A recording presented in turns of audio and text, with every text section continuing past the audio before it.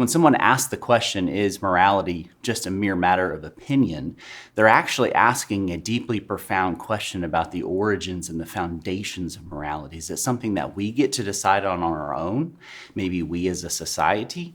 Or is it actually something that is rooted, it's fixed, it's objective, and it's knowable because God has revealed it to us?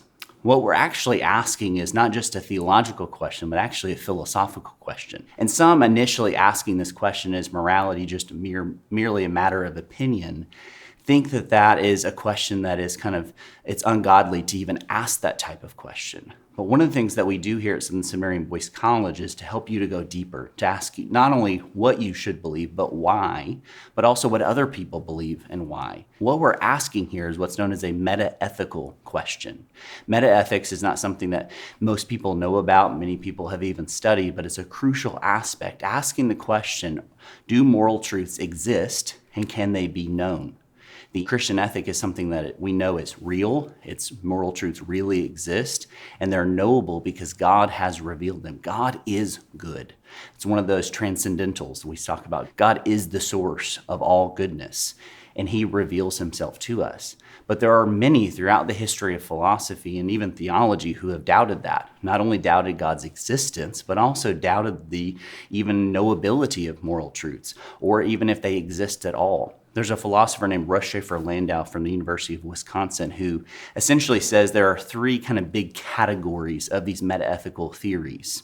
There's that of what's known as moral nihilism, just a fancy way to say nothing exists. Moral truths really don't exist. They can't be known. And what moral statements are, like abortion is wrong, is just merely an emotion or an expression of how I feel.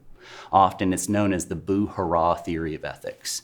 We see this especially throughout the mid-20th century as a key component in most moral philosophy. So you have this moral nihilism. This is completely unworkable for society. It's basically everyone did what was right in their own eyes, complete societal collapse, and it's also not even a personal ethic. It's not even something that one can live by consistently.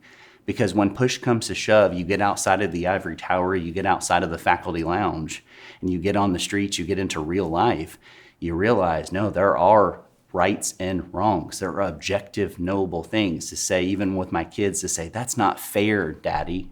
How do they know that? Well, moral nihilism is not even workable. There are very few moral nihilists around today. It's more of a theory that one can believe theoretically, but not in reality. The most prominent and the central thrust of this question, is morality just merely a subject of opinion, is what's known as moral subjectivism. It's a theory called constructivism. The idea that we get to build. There isn't anything objective or fixed, it's more subjective. And what we mean by that is that either I get to decide or you get to decide what is true, what is right, what is good, or we collectively get to decide that together, or maybe there's some type of ideal observer, some type of theory, some type of person outside of us, knowing all things, would say this is right or wrong. But morality here, it's more stable than that of nihilism. It's more workable, but it's not a rigid, solid foundation. Can there be anything of an unjust law or a just law? Well, to say it's unjust is necessarily requiring an objective perspective, something outside of us.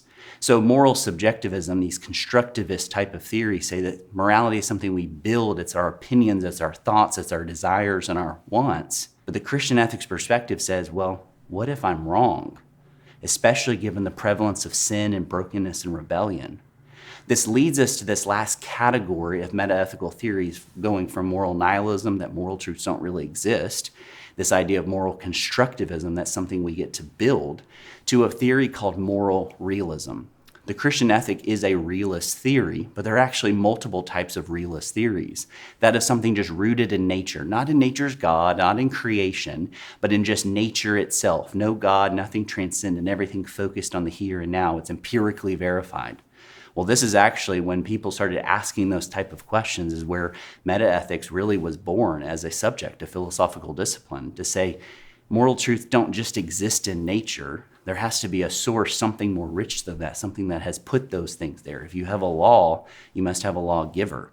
So ethical naturalism is a theory that in many ways has been debunked, and many rightly say that's not the source and foundation for morality. So what's left? Essentially, you come to what's known as a non-naturalist perspective, or in our circle, we would say a supernatural perspective.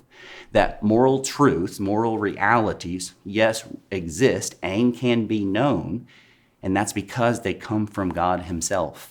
The Christian God is not just a transcendent God, but he's also an immanent God. He is personal. He knows us. He speaks to us. He reveals himself to us. Yes, in creation in part, but more specifically and salvifically in Scripture.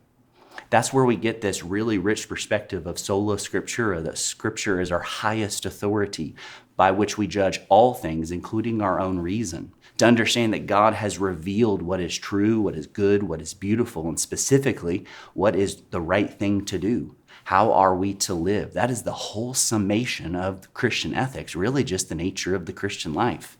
How we live in light of who God is and what he's done. And we see this even in 2 Timothy 3:16-17, that all Scripture is breathed out by God, meaning it's authoritative, it's true, and it's actually for our good. And it's useful for teaching, rebuke, for correcting, and training in righteousness, that we may be able to be complete.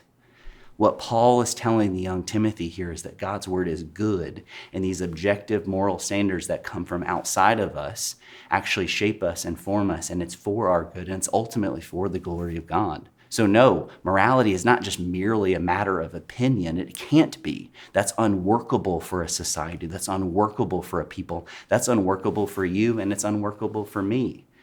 We have to have that objective, fixed, knowable reality. And that's why I would say the Christian ethic is not only transcendent, it's revealed. It's something that we all know deep down exists. Romans 1 and 2, we suppress those truths in our unrighteousness, but God has made himself known. I believe that the Christian ethic is the most stable and robust foundation for ethics, metaethically speaking, because it's rooted not in opinion, it's rooted not in nature, it's rooted in God himself, who is the standard of good. Thanks for watching. If you enjoyed this content, visit sbts.edu/sample to access free theology lectures from Southern Seminary.